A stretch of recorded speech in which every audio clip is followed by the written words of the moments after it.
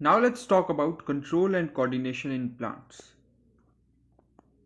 Plants do not have a nervous system and sense organs like eyes, ears, nose, etc. But they can still sense things. Plants के अंदर ना तो nervous system होता है ना ही कोई सेंस ऑर्गन्स होते हैं.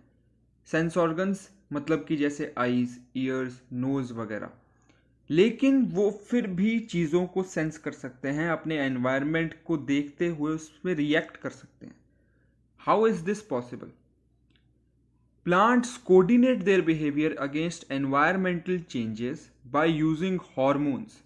Hence, plants have no nervous system but they do have endocrine system. Plants अपना behavior environmental changes के हिसाब से ऐसे रिएक्ट करते हैं by using their hormones. उनके अंदर जो hormones प्रेजेंट होते हैं उनकी मदद से अपने बिहेवियर को एनवायरनमेंट के हिसाब से चेंज करते हैं. हेंस हम ये कह सकते हैं कि प्लांट्स के अंदर नर्वस सिस्टम तो नहीं होता लेकिन एंडोक्राइन सिस्टम जरूर होता है. The plants respond to various stimuli very slowly by growing with the help of chemical substances. It is known as phyto hormones. Plants जो है वो अलग अलग तरीके के स्टिम्युलाई के लिए रिस्पॉन्ड करता है. बहुत स्लो रिस्पॉन्स होता है. जैसे जैसे प्लांट ग्रो करता है उसके बाद इन केमिकल सब्सटेंसेस की मदद से वो अपने स्टिम्युलाई को, एक्सटर्नल एनवायरनमेंट को रिस्पॉन्ड करना शुरू कर देता है. Now these chemical substances are known as phyto hormones. Phyto मतलब होता है प्लांट, यानी कि plant hormones. Plant hormones or phytohormones. The control and coordination in plants is done by plant hormones or phytohormones. There are 5 major types of plant hormones or phytohormones. Control और coordination plants के अंदर किया जाता है इन फाइटोहॉर्मोन्स के द्वारा या in plant hormones के द्वारा. नाउ इनको हम दो कैटेगरीज में बांट देते हैं. प्लांट ग्रोथ प्रमोटर्स, यानी कि वो हॉर्मोन्स जो प्लांट्स के ग्रोथ को प्रमोट करते हैं.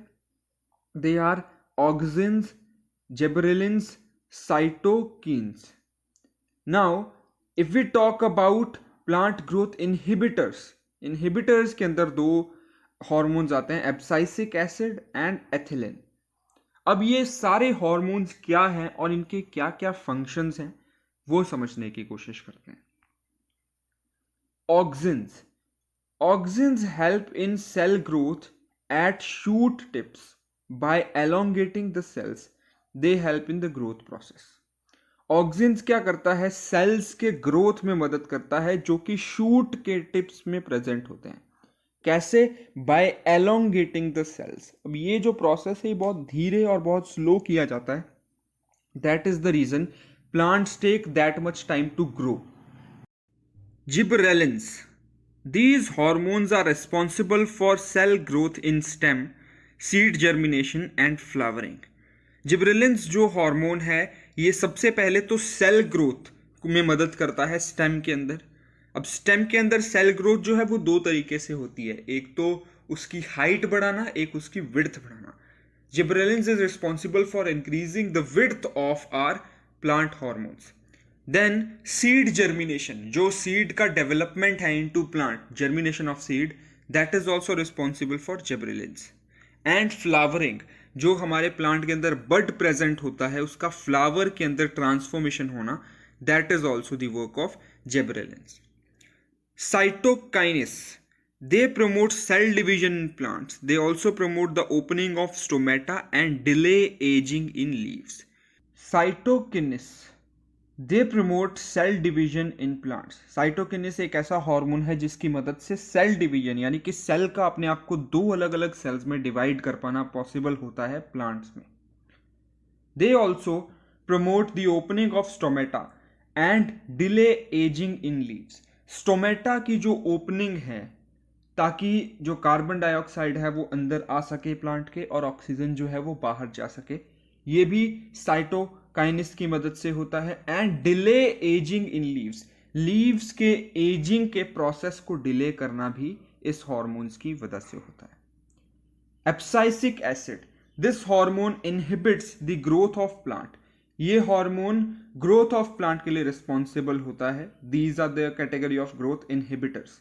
Therefore, it promotes dormancy in seeds and buds.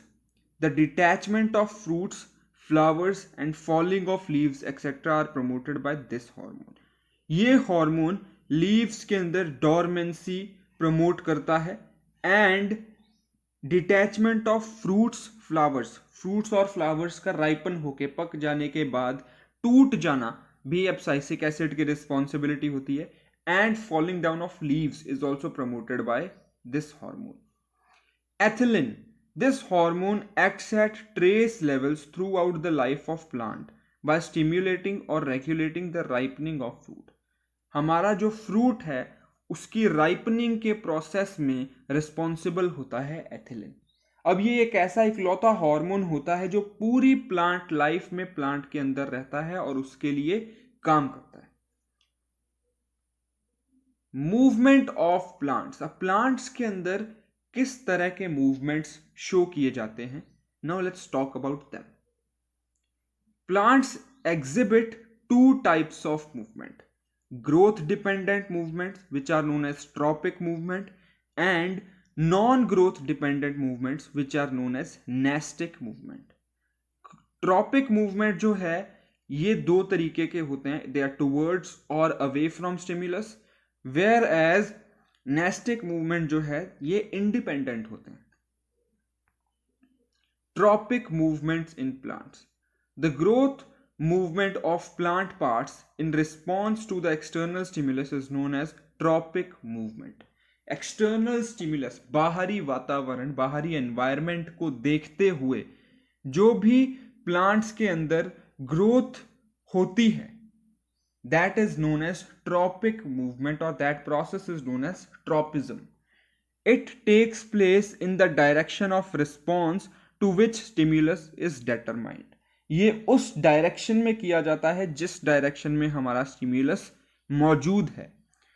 Tropism is of two types, positive tropism, negative tropism. If gross are the movement of plant part,